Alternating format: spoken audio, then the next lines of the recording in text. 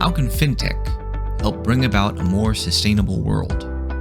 These technologies, from blockchain and cloud computing to big data and mobile payments, are already reshaping the way financial institutions go green. They're helping investors provide more accurate information on green products. They're mitigating climate-related financial risks, supporting biodiversity conservation, and making agricultural development more sustainable. The evolving uses of fintech and the policy landscape in which they are developing has big implications for the future of green finance. And nowhere is this clearer than in China.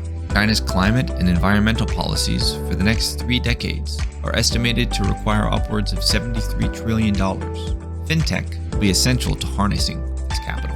In our joint 2022 report entitled Fintech Facilitates the Sustainable Development of Green Finance in China, 3 new case studies demonstrate how fintech is beginning to make a difference. The environmental risk screening tool uses GIS and spatial analytics to automatically perform biodiversity risk analysis and generate reports with reference to the environmental policies and standards of multilateral financial institutions. The data provided is helpful for environmental risk management of overseas investment projects for China. The city of Huzhou launched an ESG evaluation system that can effectively identify green companies to finance and reduce non-performing loan ratio of green loans for financial institutions. The system has helped expand financing for small and micro enterprises, which is important because identification is crucial for these smaller businesses to gain green credit loan access. The city of Chengdu has integrated a digital platform to involve more green agriculture farmers